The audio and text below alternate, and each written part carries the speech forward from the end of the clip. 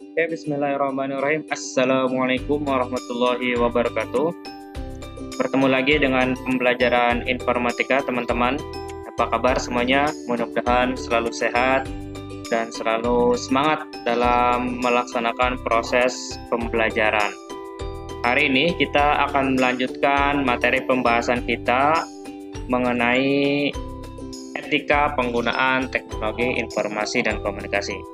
Hari ini kita fokus pembahasan etika penggunaan teknologi informasi dan komunikasi. Nah, sebelum kita bahas soal etika, teman-teman, seperti biasa, saya pengen memberikan satu hal kepada teman-teman. Kenapa sih kita harus belajar etika gitu kan? Oke. Apakah etika ini hanya berlaku di kehidupan nyata, di kehidupan kita sehari-hari di dunia nyata? Ternyata tidak gitu ya. Penggunaan alat teknologi informasi dan komunikasi pun atau TIK pun kita harus memperhatikan etika yang berlaku. Seperti yang sudah kita bahas di video selanjutnya bahwa penggunaan teknologi informasi dan komunikasi saat ini dia tidak ada batasannya. Jadi kita bisa melakukan apapun, kapanpun, dimanapun, kepada siapapun, tidak ada batasannya selama kita terhubung ke dalam satu jaringan menggunakan perangkat teknologi informasi dan komunikasi. Kita bisa menjangkau tadi siapapun, kapanpun, dan dimanapun. Makanya perlu beberapa etika yang harus kita perhatikan gitu. Jangan sampai ketika kita menggunakan perangkat teknologi informasi, misalkan apa? Misal kita menggunakan handphone kita untuk bersosial media. Nah, jangan sampai justru kita menggunakan handphone kita untuk sosial media ini adalah untuk membahayakan diri sendiri. Makanya kita harus paham etika-etika yang ada ketika kita menggunakan perangkat teknologi informasi dan komunikasi. Kita lanjut ya. Oke, apa saja pengertian dari etika? Nah, di sini banyak ya beberapa pengertian dan kenapa kita harus paham etika yang ada gitu. Nah, etika sendiri teman-teman berarti kumpulan asas atau nilai ya, kumpulan asas atau nilai yang berkenaan dengan akhlak atau nilai mengenai benar atau salah yang dianut suatu golongan atau masyarakat. Oke, kalau misalkan kita ngomongin etika tadi kita berarti ngomongin nih nilai yang dianggap benar oleh satu golongan atau masyarakat. Nah, belum tentu menurut golongan masyarakat tersebut baik, belum tentu menurut masyarakat golongan yang lain itu juga baik. Makanya kita harus paham etika-etika yang berlaku pada suatu golongan atau masyarakat tertentu. Ketika kita ngomongin etika, berarti kita tadi ngomongin nilai-nilai benar, nilai-nilai yang baik atau nilai-nilai akhlak yang dianut oleh suatu golongan atau masyarakat gitu. Oke, kita lanjut. Etika juga sangat penting kedudukannya dalam masyarakat untuk, nah ini nih. Jadi etika kenapa penting dalam masyarakat ya ini teman-teman? Untuk menciptakan kehidupan yang harmonis antara satu sama lain. Kalau misalkan nggak ada etika, mungkin kehidupan di dalam masyarakat tidak seharmonis sekarang atau bahkan nanti berantakan, kacau segala macam. Makanya kita harus paham etika. Etika tadi dalam masyarakat sangat penting selain memiliki nilai baik atau benar, selain untuk parameter suatu akhlak dalam suatu golongan atau masyarakat, etika juga untuk menciptakan kehidupan yang harmonis satu sama lain. Oke, selanjutnya memberikan dan atau menerima informasi dalam masyarakat perlu memperhatikan etika yang berlaku. Tadi saya bilang, belum tentu ketika kita memberikan informasi A, misal, bagi golongan masyarakat A mungkin itu biasa. Tetapi bagi golongan masyarakat B, belum tentu informasi tersebut biasa. Makanya kita harus paham, ketika kita memberikan atau ketika kita menerima informasi pun, kita harus memperhatikan etika-etika yang berlaku dalam masyarakat gitu ya. Jadi sebelum kita memberikan atau menerima informasi, kita harus memperhatikan etika yang berlaku gitu. Oke. Saat ini pengguna komputer, terutama pengguna internet, sangat kurang memperhatikan etika karena merasa tidak berjumpa langsung. Nah, ini ya, yang sering terjadi saat ini teman-teman, karena kita ngerasa kita nggak berjumpa langsung lewat seseorang, lewat orang yang kita hadapi, atau lewat kelompok masyarakat tertentu yang kita hadapi, kita menghilangkan sopan santun dan etika dalam berkomunikasi. Karena tadi kita bersosialisasinya melalui media sosial yang kita tidak berhadapan langsung dengan orang tersebut atau dengan suatu kelompok tersebut, suatu golongan tersebut. Makanya kita seenaknya saja gitu memberikan informasi kepada seseorang tersebut gitu. Kenapa? Karena kita merasa tidak berjumpa langsung, sehingga kita menghilangkan sopan santun. Jadi kita harus tetap memperhatikan etika, memperhatikan akhlak, memperhatikan sopan santun ketika kita berkomunikasi. Terutama tadi kalau misalkan kita berkomunikasi lewat sosial media kita gitu. Oke. Gaya penulisan dan penggunaan kata-kata yang kurang tepat seringkali menyebabkan kesalahpahaman. Oke ya. Jadi perhatikan juga cara menulis kita, teks kita. Ketika kita memberikan suatu informasi, kita harus benar-benar baca lagi, sehingga ketika kita anggap itu benar dan gak ada masalah, baru boleh kita sebarkan informasi tersebut, gitu ya. Nah, teman-teman, di sini ada 10 kode etik yang digunakan sebagai panduan bagi pengguna dan profesionalisme komputer yang diterbitkan oleh Komputer Etik atau Institute, gitu ya. Nah, apa saja 10 kode etik tersebut? Oke. Nah, yang pertama, tidak menggunakan komputer untuk membahayakan orang lain. Oke, ini contohnya merugikan dan membahayakan orang lain baik secara fisik. Perhatikan teman-teman, baik secara fisik maupun secara mental gitu ya. Apa contohnya kalau misalkan secara mental? Nah, ini cyberbullying sekarang sering banget terjadi di internet atau di sosial media. Banyak sekali oknum-oknum tertentu yang membuli orang, menyebarkan ancaman, menyebarkan fitnah, menurunkan harga diri satu orang tertentu atau golongan tersebut itu di sosial media. Nah, tidak boleh kita menggunakan komputer untuk membahayakan orang lainnya.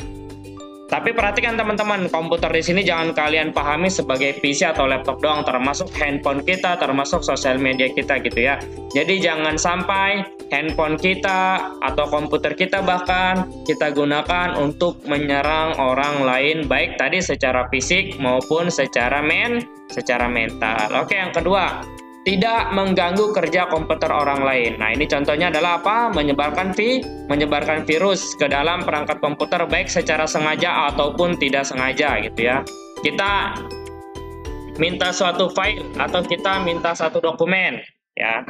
Kita minta suatu file atau kita minta suatu dokumen kepada komputer orang gitu ya. Kita colokin flash disk, ternyata flash disk yang kita punya ada virusnya. Sehingga komputer teman kita ini atau komputer yang kita mintai dokumen atau file atau apapun itu akhirnya kena virus dan ujung-ujungnya kinerja komputer tersebut lambat dan akhirnya komputer tersebut rusak. Itu tidak diperbolehkan ya.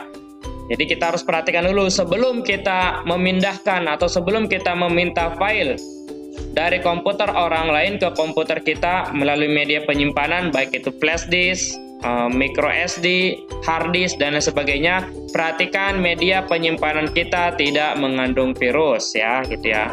Nah, ini pastikan media yang kita gunakan tidak mengandung virus komputer. Oke, kita lanjut. Yang ketiga, tidak menyerobot masuk file komputer orang lain. Nah, pengguna komputer biasanya menggunakan password atau sandi untuk melindungi data-data pribadi mereka. Nah, saat ini seiring dengan kemajuan teknologi, ada yang namanya hacker, ada juga yang namanya cracker. Nah, kedua istilah ini dua-duanya bisa masuk ke dalam perangkat komputer tanpa menggunakan password. Nah, hal ini tidak boleh teman-teman ya. Termasuk ini, pun kalau misalkan kalian tahu password komputer atau password handphone teman kalian, kalian jangan langsung main ambil saja komputer tersebut atau handphone tersebut. Tetap meskipun kalian tahu passwordnya, kalian harus izin kepada orang yang bersangkutan, kepada orang yang punya. Supaya apa? Supaya tidak melanggar etika teman-teman ya. Jadi jangan mentang-mentang tahu passwordnya, jangan mentang-mentang tahu sandinya, kalian langsung ambil saja gitu. Tidak, harus tetap izin ya, karena itu bagian dari tadi kode etik yang tidak menyerobot masuk file komputer orang lain tanpa izin pengguna, tanpa izin yang memiliki gitu. Oke, yang keempat, tidak menggunakan komputer untuk mencuri. Contohnya adalah kejahatan model skimming, oke ya, untuk membobol kartu ATM, terus pembobolan kartu rekening dan kartu kredit. Jadi tidak boleh kita menggunakan komputer untuk mencuri, termasuk untuk mencuri data-data pribadi, data-data orang lain, atau hal-hal yang bersifat privasi juga tidak diperbolehkan. Oke, kita lanjut yang kelima. Tidak menggunakan komputer untuk menipu. Contoh ya, seorang penjual di toko online memasang foto produk yang bukan asli produk yang mereka jual, hanya mengambil foto produk tersebut dari internet. Misal si A, dia jualan di toko online, misal ya, dia punya produk. Nah, tetapi foto produknya dia tidak foto sendiri, dia ngambil dari internet, terus diupload lah di sini, padahal itu bukan foto produk dia sendiri. Tidak diperbolehkan ya teman-teman. Jadi kalau misalkan kalian pengen jual suatu barang di internet, kalian harus foto sendiri menggunakan benar-benar dokumentasi pribadi. Jangan main comot-comot dari internet kemudian kalian upload di akun e-commerce kalian. Itu tidak diperbolehkan ya, karena itu tujuannya termasuk ke dalam menggunakan komputer untuk menipu. Oke, kita lanjut. Oke, yang keenam, tidak menggunakan atau menyalin program yang tidak dibeli secara sah. Nah, ini menggunakan software-software bajakan ya. Menyalin program komputer yang tidak sah merupakan salah satu masalah besar. Hal ini dikenal dengan software versi atau bajakan. Oke ya. Perangkat lunak yang digunakan sangat membantu kita dalam kehidupan sehari-hari. Haruslah dibeli secara sah untuk menghargai pembuat perangkat lunak tersebut. Jadi kalau misalkan menurut kita perangkat lunak atau aplikasi tersebut itu sangat membantu dalam pekerjaan kita, dalam kehidupan kita sehari-hari, apalagi untuk produktivitas ya, untuk kegiatan kerja kita haruslah membeli perangkat lunak tersebut. Kita tidak menggunakan atau menginstal software-software bajakan atau software cracker segala macam gitu ya. Jadi kita harus benar-benar membeli perangkat lunak atau aplikasi tersebut secara sah gitu. Oke, yang ketujuh, tidak menggunakan sumber daya dari komputer orang lain tanpa kebenaran atau izin. Oke. Tuh, menggunakan sumber daya yang ada di komputer lain tanpa izin dari yang punya, baik sumber daya fisik seperti printer, scanner, speaker, kamera, dan sumber daya non fisik seperti file, dokumen, dan gambar. Nah, contoh nih. Teman kita nih punya handphone. Oke, punya handphone nih, HP ya. Nah, HP teman kita ini kameranya bagus gitu. Terus kita main ambil saja nih handphone teman kita untuk selfie atau untuk foto-foto, sedangkan teman kita tidak tahu handphonenya ini dipakai oleh kita. Nah, itu ya. Jadi tanpa izin atau tanpa kebenaran itu tidak diperbolehkan. Nah, jadi kalaupun itu handphone teman kita, teman akrab, sahabat, sejoli gitu kan, tetap kita harus izin kepada orang yang bersangkutan untuk menggunakan HP-nya atau menggunakan handphonenya untuk kita manfaatkan sumber dayanya. Tadi kita manfaatkan kameranya. Atau kita pinjam handphone kita, tahu-tahu gambar-gambar yang ada di handphone teman kita pindahkan atau kita kirim ke handphone kita lewat share it, lewat Bluetooth segala macam, sedangkan teman kita yang punya handphonenya atau yang punya sumber dayanya dia tidak tahu itu dipakai oleh kita atau dikirimkan kepada kita. Nah, itu tidak diperbolehkan teman-teman. Oke ya. Jadi tetap kita harus izin untuk memanfaatkan sumber daya tersebut. Oke, selanjutnya, tidak mengambil hasil intelektual orang lain untuk diri sendiri. Nah, saat ini teman-teman, hasil pemikiran orang lain sangat mudah untuk kita ambil. Cukup kita mencari pengetahuan tersebut di internet ya. Terus kita cari apa yang kita inginkan, terus kita paste jawaban mereka, hasil pemikiran orang lain untuk keperluan kita. Itu tidak diperbolehkan ya. Nah, Istilah itu teman-teman untuk kepentingan diri sendiri ya, ada istilahnya disebut dengan plagiarisme. Jadi plagiarisme adalah mengambil hasil intelektual orang lain untuk kepentingan diri sendiri. Pelakunya disebut dengan plagiator. Awas jangan sampai kita sebagai pelajar, sebagai pendidik, sebagai calon penerus generasi bangsa ini kita melakukan yang namanya plagiator. Itu tidak diperbolehkan ya. Itu melanggar tadi kode etik. Jadi kita tidak boleh mengambil hasil intelektual orang lain untuk kepentingan diri kita sendiri. Itu tidak diperbolehkan ya. Nah, saat ini ada aplikasi yang namanya Turnitin dapat membantu kita mengecek perbuatan plagiarisme. Jadi kalau misalkan kalian melakukan plagiarisme, copy paste jawaban orang lain untuk kepentingan diri sendiri, itu bisa dicek menggunakan aplikasi yang namanya Turnitin. Oke, yang ke-9, memikirkan kesan sosial program atau sistem yang dibangun. Nah, pengembang aplikasi ya harus memperhatikan kesan sosial yang akan diperoleh dari aplikasi yang mereka ciptakan. Tadi karena kita ngomongin masalah etika di suatu golongan atau di suatu masyarakat, jadi ketika kita buat suatu aplikasi atau buat suatu program, kita harus memikirkan kesan sosial dari suatu masyarakat tertentu, gitu ya. Jangan sampai kesan sosial adanya kurang baik gitu. Jadi kesan sosial yang diciptakan kurang baik, kemudian akan mempengaruhi laku atau tidaknya aplikasi yang dibuat, bahkan penolakan dari satu masyarakat yang akhirnya aplikasi tersebut diblokir atau di ban. Dulu ya ada kalau teman-teman masih ingat ada game yang namanya game Pokemon ya. Game Pokemon itu dulu pernah sempat di ban gitu ya, atau diblokir di negara Indonesia gitu. Karena tadi mungkin kesan sosial yang ada di masyarakat khususnya di Indonesia itu kurang baik. Oke, yang terakhir yang ke-10, menggunakan komputer dengan memperhatikan rasa dan hormat kepada orang lain. Nah, gitu ya. Tadi meskipun kita tidak berjumpa langsung dengan orang lain, maka menunjukkan rasa hormat kepada orang lain tetap harus dijaga. Karena kita merasa tidak tatap muka, karena kita merasa berkomunikasi lewat dunia maya, jangan sampai kita menghilangkan kesan yang tidak sopan gitu. Kita ngomong semau kita gitu. Kita kehilangan sopan santun, itu tidak diperbolehkan ya.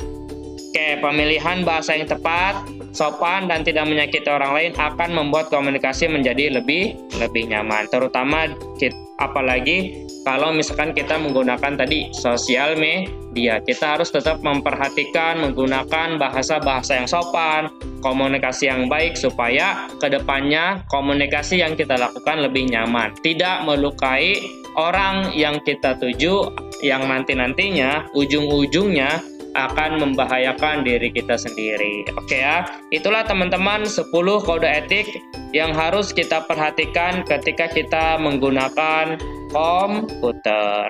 Oke, kita lanjut. Nah, setelah kita mengetahui kode etik, ada beberapa pelanggaran hukum, teman-teman, terkait dengan penggunaan teknologi informasi dan komunikasi. Tadi kita sudah belajar kode-kode etik, ada 10 kode etik. Nah, kalau misalkan kita melanggar dari 10 kode etik, apa saja pelanggaran-pelanggaran hukum ya yang berkaitan ketika kita menggunakan perangkat teknologi informasi dan komunikasi. Oke.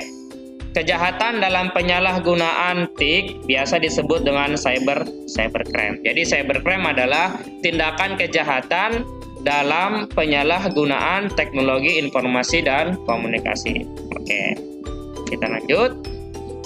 Nah, ini teman-teman, menurut Bapak Romi Saturwi Wahono pada tahun 2008, cybercrime dapat dideteksi dari 2 sudut pandang.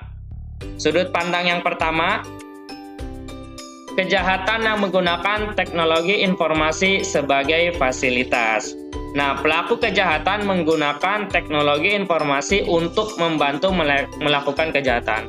Nah, sudut pandang yang pertama ini teman-teman, pelaku kejahatan dia menggunakan atau memanfaatkan fasilitas teknologi informasi dan komunikasi untuk melakukan tindakan kejahatan yang mereka lakukan. Jadi, perangkat teknologi informasi dan komunikasi itu mereka gunakan untuk melakukan tindakan kejahatan yang mereka lakukan. Gitu ya. Jadi dia gunakan komputer, gunakan handphone, gunakan internet, dan alat-alat teknologi informasi dan komunikasi lainnya untuk tindakan-tindakan kejahatan yang mereka lakukan gitu. Contohnya apa? Contohnya nih pemalsuan. Contohnya pemalsuan kartu kredit atau ATM. Jelas ini menggunakan yang namanya kan harus pakai mesin ATM. Nah, mesin ATM kan salah satu fasilitas teknologi informasi dan komunikasi. Terus apa lagi? Komputer. Terus apa lagi? Kartu ATM-nya ya. Oke, ini menggunakan teknik skimming ya, kalau misalkan kita sudah bahas beberapa waktu yang lalu gitu.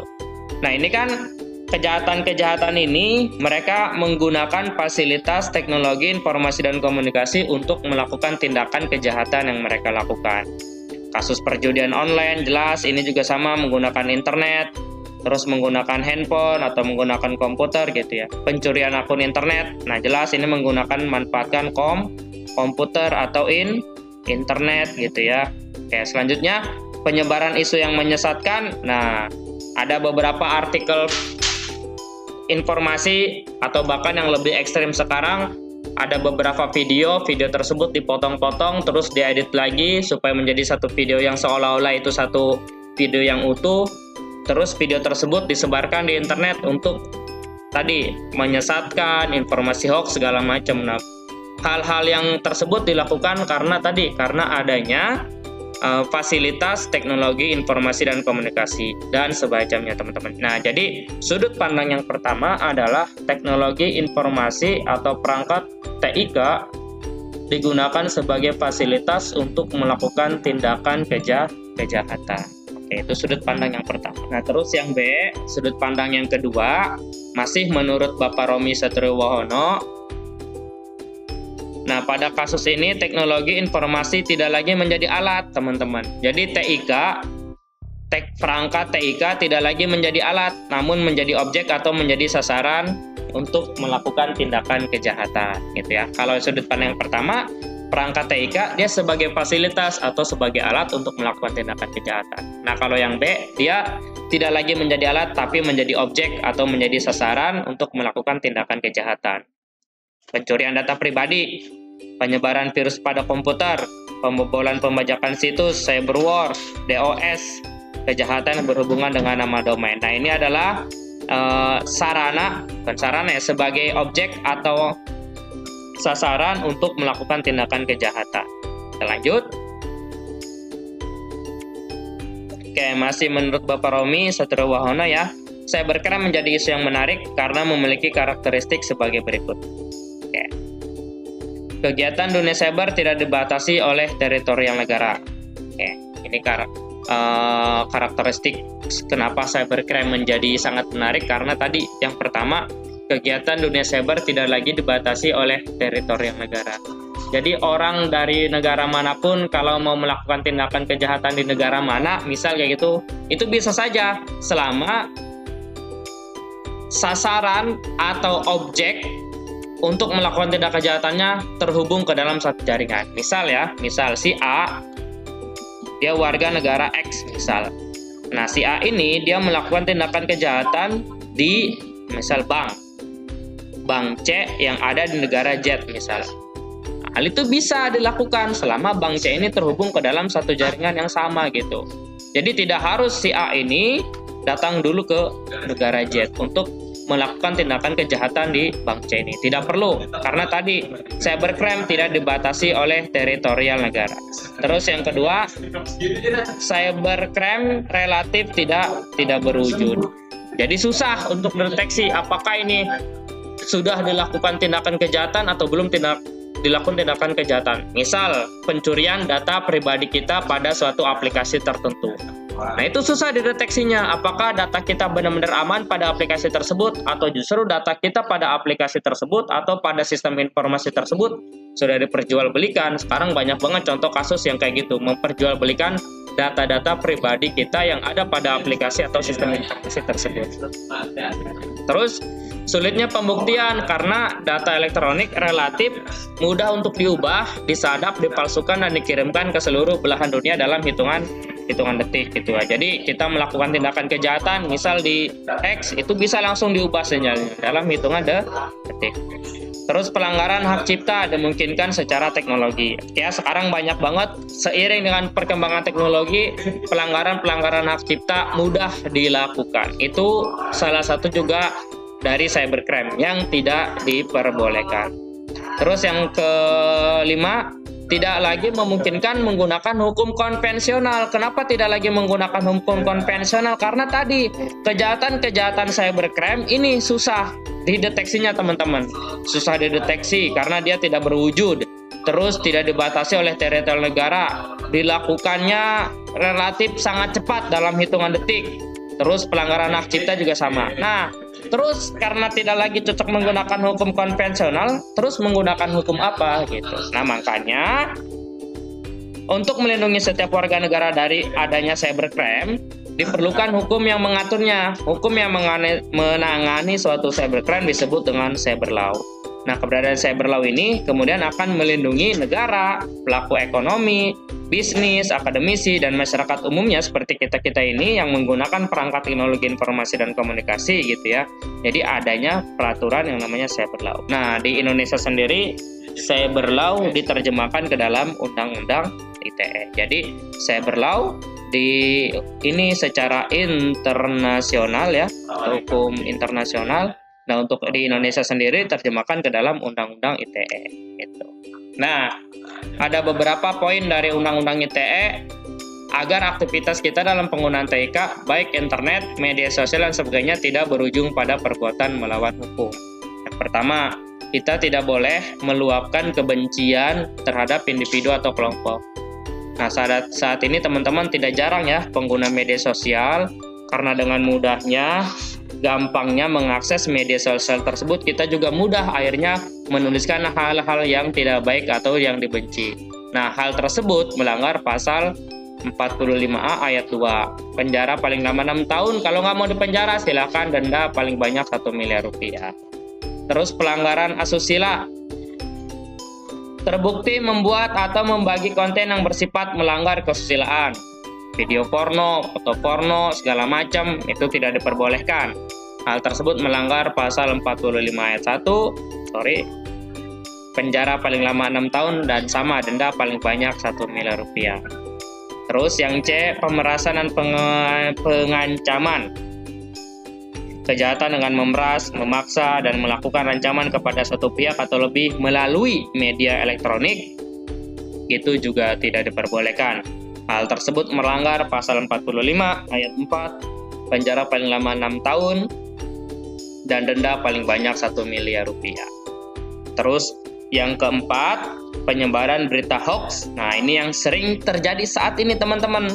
Karena saking banyaknya macam media nih yang tersedia di internet, terutama di sosial media ya, kayak di Twitter, Instagram, Facebook, bahkan di WA ya, maka makin banyak juga untuk menyebarkan berita bohong, untuk menyesatkan dan adu domba. Apalagi kalau misalkan sudah zaman-zaman pilpres, pilkada gitu ya. Jadi pasti berita-berita hoax yang tersebar di sosial media itu sangat banyak. Nah, ketika teman-teman menerima informasi-informasi yang kalian terima di sosial media kalian jangan langsung percaya. Kalian harus cek and recheck dulu berita tersebut, apakah benar-benar valid atau tidak gitu kan. Jangan sampai kalian juga menjadi salah satu oknum untuk penyebaran berita hoax tersebut. Nah, perbuatan tersebut melanggar pasal 45A ayat 1, hukumannya penjara paling lama 6 tahun atau denda paling banyak 1 miliar. Ya, itu yang keempat. Nah, yang kelima, hal yang bersifat perjudian. Nah, biasanya dilakukan menggunakan media elektronik ya. Internet sekarang banyak banget judi-judi online gitu kan. Dalam bentuk video atau konten atau dalam bentuk yang bermacam-macam, permainan segala macam ya, itu banyak sekarang hal yang bersifat perjudian. Itu juga dilarang, sama melanggar pasal 45 ayat 2, penjara paling lama 6 tahun dan denda paling banyak 1 miliar gitu ya. Terus yang terakhir yang F, yang keenam, pencemaran nama baik. Nah, ini berkaitan dengan menghina dan mencemarkan nama baik seseorang atau kelompok baik di internet maupun media elektronik lainnya, maka dapat dijerat atau dikenakan hukuman. Nah, ini melanggar pasal 45 ayat 3, penjara paling lama 4 tahun, dan atau denda paling banyak 750 juta rupiah. Nah teman-teman, kesimpulannya, oleh karena itu ketika kita atau setiap kita pengguna teknologi informasi dan komunikasi, kita harus mampu menghindari tindakan negatif baik di dunia maya ataupun nyata agar tidak terjerat Undang-Undang ITE. Tadi kita sudah paham tuh, minimal ada 6 poin yang harus kita perhatikan supaya tindakan-tindakan kita yang kita lakukan di dunia maya, karena tidak dapat dipungkiri saat ini perkembangan teknologi informasi dan komunikasi, terutama internet dan sosial media, itu sangat bebas sekali teman-teman, mudah sekali diakses segala macam. Kita harus paham batasan-batasan tersebut, hal-hal apa saja yang melanggar, supaya apa? Supaya tidak merugikan orang lain dan ujung-ujungnya akan merugikan kita sendiri, karena kita bisa dijerat oleh tadi Undang-Undang ITE. Makanya kita harus lebih berhati-hati kembali lagi dalam menggunakan media elektronik maupun internet teman-teman. Oke, itu teman-teman beberapa poin yang bisa kita bahas pada hari ini. Insyaallah nanti kita akan bahas kelanjutannya di pertemuan selanjutnya. Itu saja yang bisa saya sampaikan, kurang lebihnya mohon maaf. Wallahu a'lam bishawab. Assalamualaikum warahmatullahi wabarakatuh.